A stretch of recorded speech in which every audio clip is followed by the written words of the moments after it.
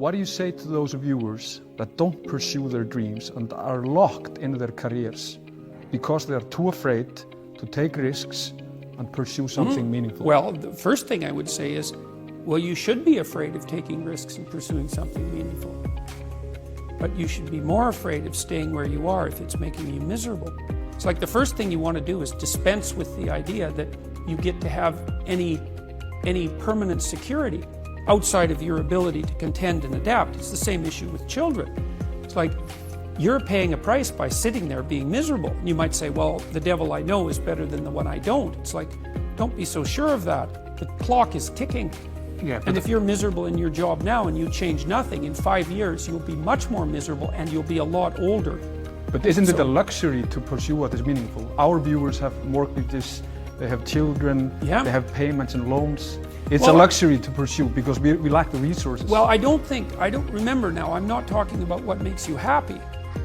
It's a luxury to pursue what makes you happy. It's a moral obligation to pursue what you find meaningful. And that doesn't mean it's easy. It might require sacrifice.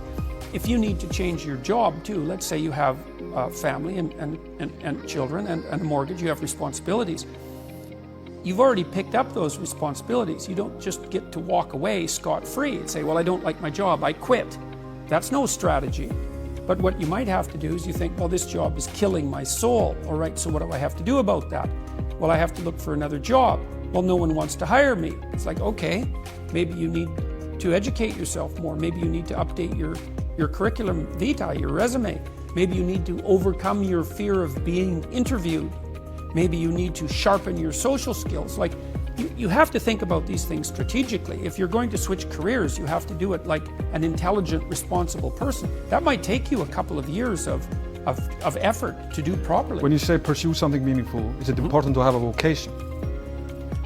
I think it's more important to have an ethos, an ethic. So I have a program, for example, called the Future Authoring Program, which is a writing program that enables people to develop a vision for their life and then to develop a strategy. And so it's based on the idea, imagine that, and it's an extension of the ideas in the book, or at least something along the same lines. The first thing that you want to do is figure out, imagine you were taking care of yourself, like you were someone you cared for, which is rule number 2, by the way, essentially. Then you should figure out, well, if you could have what you needed and wanted, what would it be? What sort of friends would you have? What would your family relationships look like? How would you conduct yourself with your children? How would you educate yourself? You need to think through how it is that your life could be properly arranged if you had that ability. And then you can aim at that. And the funny thing is that if you do posit a goal of that sort and work towards it, you will move towards it. The goal will change because you'll learn things along the way. But I mean, I've dealt with hundreds of people in my clinical and consulting practice, and we set a goal, we develop a vision and work towards it, and things inevitably get better for people. So it's not a luxury, it's difficult. It's a moral responsibility, and it isn't happiness. It's not, the pursuit isn't for happiness. It's a moral responsibility to pursue what is meaningful. Absolutely. Yeah. So when you know, if you watch yourself, you say, well, I had a particularly good day at work. And what does that mean? Well, it means that you lost your sense of time, right? Because when you're having not a good day at work, it's like, first it's 1 minute to 3, and then it's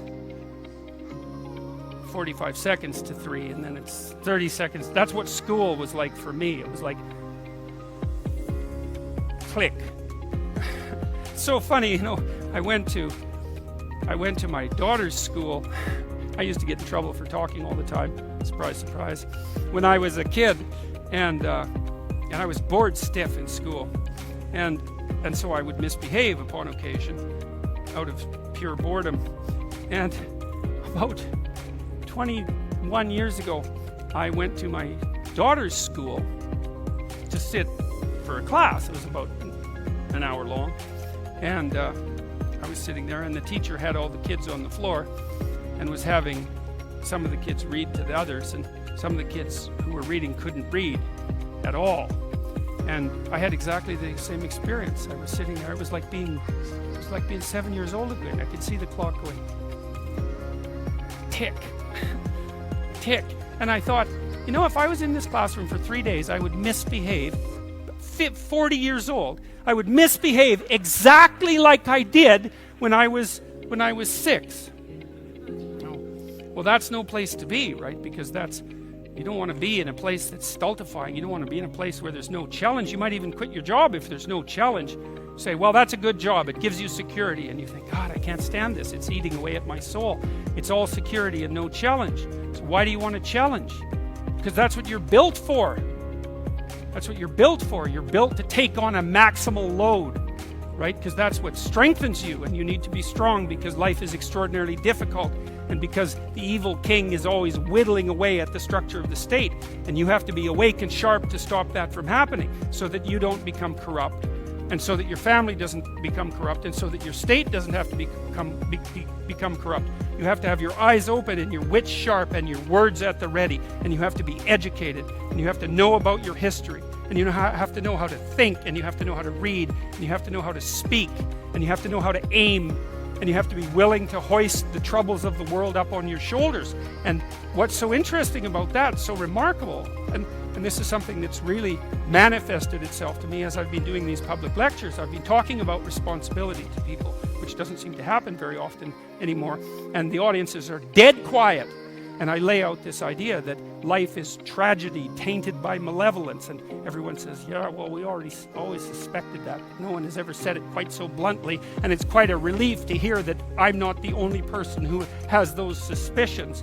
And then the second part of that is the better part, and it's the optimistic part, which is, despite the fact that life is a tragedy tainted by malevolence at every level of existence, there's something about the human spirit that can thrive under precisely those conditions if we allow that to occur. Because as difficult as life is, and as horrible as we are, our capacity to deal with that catastrophe and to transcend that malevolent spirit is more powerful than that reality itself. And that's the fundamental issue. I think that's the fundamental issue of the Judeo-Christian ethic, with its emphasis on the divinity of the individual. As catastrophic as life is, and as malevolent as people can be, and that's malevolent beyond belief, fundamentally. A person has in spirit the nobility to set that right and to defeat evil. And that more than that, and that the antidote to the catastrophe of life and the suffering of life and the tragedy of life that can drive you down and destroy you is to take on exactly that responsibility and to say, well, there's plenty of work to be done, and isn't that terrible? And there isn't anything so bad that we can't make it worse, and certainly try very hard to do so, but I have it within me to decide that I'm going to stand up against that. I'm going to strive to make the world a better place. I'm going to strive to constrain the malevolence that's in my own heart, and to set my family straight, and to work despite my tragic lot for the betterment of everything that's in front of me. And the consequence of that, the immediate consequence of that, is that when you make the decision to take on all of that voluntarily, which is to stand up straight, by the way, with your shoulders back, to take on all that on voluntarily, as soon as you make that decision, then all the catastrophe justifies itself in the nobility of your striving. And that's what it means to be an individual. Thank you.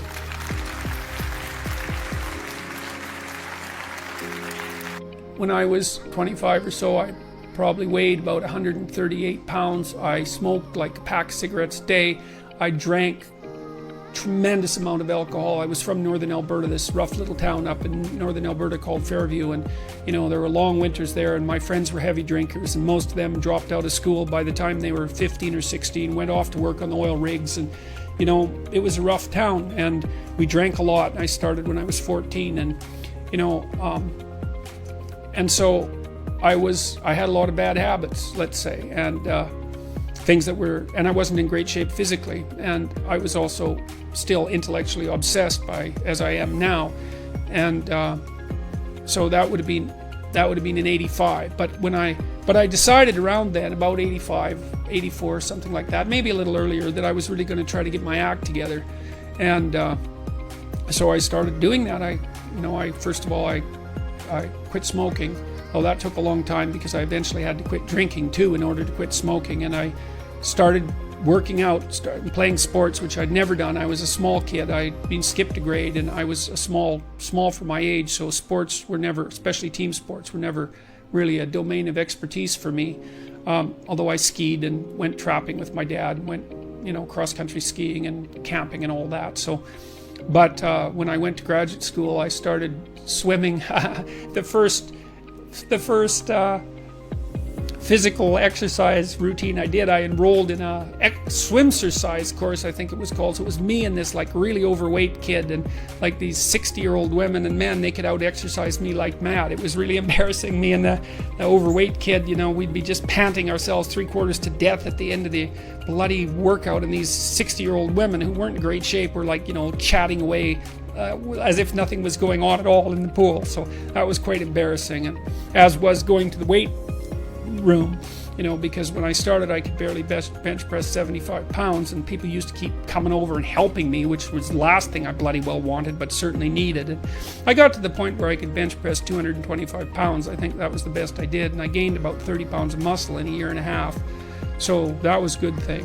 So like I was kind of a wild man, and I'm a little bit manic in my temperament, and so I was kind of going every direction at the same time.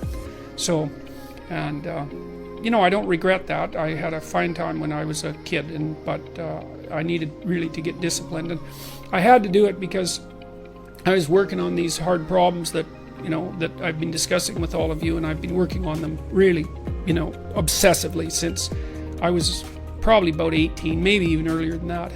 Got to the point around 25 when I was in graduate school trying to get my PhD, so doing all my research. Like I published 15 papers by the time I graduated with my PhD, which was I think by a fairly large measure the most papers that any graduate student at that time had ever published at McGill. I think that's right. It might have been twice as many, or maybe twice as many, maybe even 3 times as many. And at the same time I wrote Maps of Meaning, which was a terribly difficult thing to do, because I was writing about 3 hours a day doing that, and I couldn't do all that and continue with my misbehavior, my sort of what would you say, my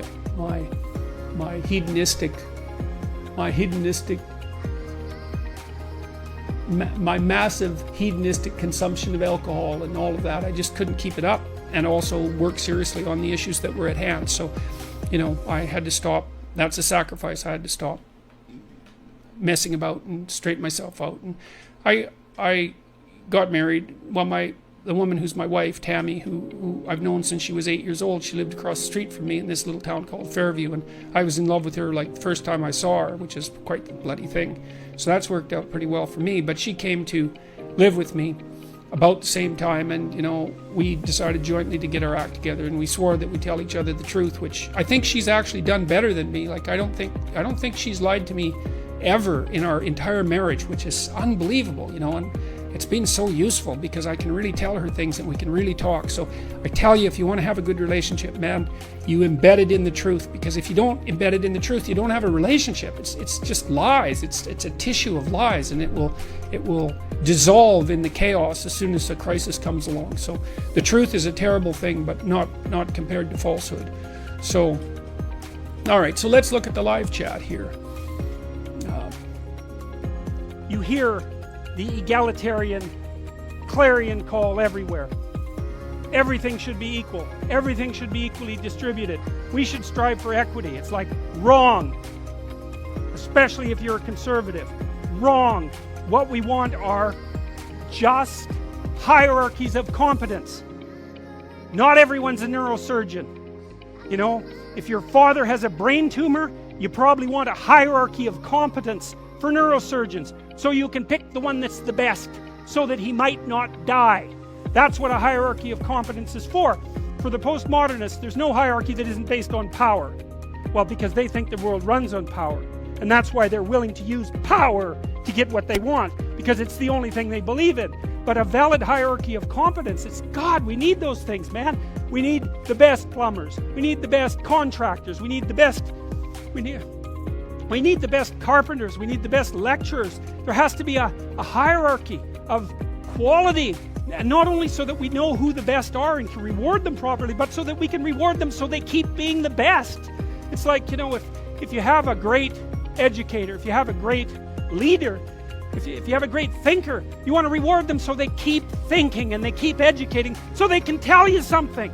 It's not a reward for their intrinsic being. It's a calculated move on your part to suck everything out of them that's valuable as fast as you can. That's what a hierarchy of competence is for. And the idea that hierarchies of competence don't exist it's so cynical. It's such a pathologically cynical idea. And it's actually quite patently untrue, because here's an interesting tidbit from the psychological literature. Let's say you want to determine what the best predictors are for lifetime success in a Western society. Well, what would you hope for? How about intelligence? There'd be a good one. Let's hope the smart people occupy more positions of complexity, right? Because they're smarter. Would you want it any other way? Okay, and that's great. The number one predictor of accomplishment in Western societies is intelligence. So that means the system works. What's the number two predictor? Conscientiousness. Well, what's that? It's a trait marker for hard work. So who gets ahead? Smart people who work hard. Now, that doesn't account for every bit of the difference between people in terms of their hierarchical structure, because hierarchies aren't perfect. They're corrupt. People get to the top sometimes because they're psychopathic, although, believe me, a hell of a lot less than you think. Because a psychopath has to keep moving from place to place, because once he reveals himself as deceitful and untrustworthy, he has to go find new suckers to fleece. So the idea that, you know, there's no distinction between a CEO and a psychopath, it's like, that's only made by someone who A, knows nothing about psychopaths, B, knows nothing about CEOs, and C, has something fundamental against the entire capitalist structure, because it's simply not true. Corrupt, sometimes, greedy, sometimes, short-sighted, sometimes running companies that are doing their best to auger themselves into the ground, and so, you know, it's bad people running a dying organization. But generally speaking, it's not the case. Our hierarchies of competence are reasonably functional. And not only are they functional, they're valuable. We need to know who the competent people are, and we need to reward them. And even more importantly, we need to tell young people, hey, there's some hierarchies of competence out there. Like 1,000 of them. Go be a plumber, man. But be a good one, you know? Be an honest one. I had a plumber once, you know. It was the night before we were putting drywall in our house. We were redoing a house, and he had put in all the plastic piping, you know, and I was going to test the joints. They're supposed to be glued together with this pipe glue, right? And I told him I had to test the joints, and he said, well, you don't have to test my joints, they never leak. And I thought, yeah, that's okay. How about if I test them? So I went up on the 3rd floor and filled the pipes with water, capping them in the basement like you're supposed to. Like half an hour later, I had 2 inches of water in the basement. There were 30 leaking joints. And that was the night before the drywallers were supposed to show up. So he wasn't particularly competent. That's the point of that story. But even more so, he had put a bunch of the plastic pipe outside where the drywall would be, so it would have been sticking through the wall. So I spent a frenetic night, you know, sawing through plastic pipe and re-gluing joints so that the drywallers could come in. What's the point? If you're going to be a plumber, man, be a good plumber, because otherwise all you do is go out there and cause trouble. We don't need people to cause more trouble. We need people to solve problems. You know, and so you can be a tradesman, and you can make a lot of money as a tradesperson. It's a bloody, reliable, honorable, forthright, productive way of making a living. And there is a hell of a lot of difference between a working man who knows what he's doing and one who doesn't, both in terms of skill and ethics, right? And you work with someone who knows what they're doing, it's a bloody pleasure. They tell you what they're going to do, they tell you how much it will cost, they go and do it, it works, and you pay them. Perfect. Everyone's happy. And that's what happens when you have genuine hierarchies of competence. And so you listen to these panderers of egalitarianism and equity, and they fail to recognize completely that there are differences in rank between people. It's not such a terrible thing, man. Maybe you wouldn't be a great lawyer. Like, it's certainly possible. Most people aren't. But that doesn't mean there isn't something you could be great at. There's lots of hierarchies to attempt to climb, and if you fail in one, go try in another. But the point is, you're still trying to aim for the top, and what the hell are you going to do if you don't try to aim for the top? You know, flap about uselessly and whine about your life? It's not helpful. It'll just make you miserable. You're not reliable to anyone. You can't help out in a crisis. It's like, so you tell young people, and this is another message for conservatives, like, I don't care what you're going to do, but go out there and make something of yourself for God's sake. Be an honest person and work and get to the top of whatever it is that you want to get to the top of. You know, and stand up for yourself like a respectable human being and be a bit of a light on the world instead of a blight. You know? And you can tell young people that, and they haven't been told that by anyone now. And so the young men are so hungry for that it's painful to watch. They're so relieved when someone finally comes up and says, hey, you know, you get your act together a bit, discipline yourself, see if you can learn to tell the truth, concentrate on something for a year or two, you could be a bloody world beater. They think, really? That's possible? Wow, that would be interesting. That might make life worth living. It's like, yeah, it might. So why don't you go do it? That's what the damn universities were supposed to be teaching people. They've forgotten that. I went to Harvard a month and a half. I used to teach there. And I talked to a bunch of students, you know, and I told them, it's not easy to get into Harvard, you know. Like, you're a valedictorian if you're at Harvard. And not only are you a valedictorian, you're way better than most people at least 2 other things, or you don't get in. And so, like, I don't know what the acceptance rate is, like 5%, and believe me, not everybody applies, so it's a very selective school. And so why am I saying that? It's like, these are high quality kids. So I told them what I just told you. It's like, here you are at Harvard. It's like, get yourself educated, man. Read some books, learn to talk, learn to think. Make yourself into something. Get the hell out there and make the world that put you here happy that you were put there in that great institution. You know, and they came up to me afterwards and said, God, I wish someone would have told us that when we were in our first year. It's like, Jesus, why didn't someone tell them that? For God's sake, it's supposed to be the greatest university in the world. Is it so difficult to figure that out? Well, it is, if that isn't what you want to have happen in the university. You want to make cringing milksops who whine about being victims while they're going to Ivy League institutions. Jesus.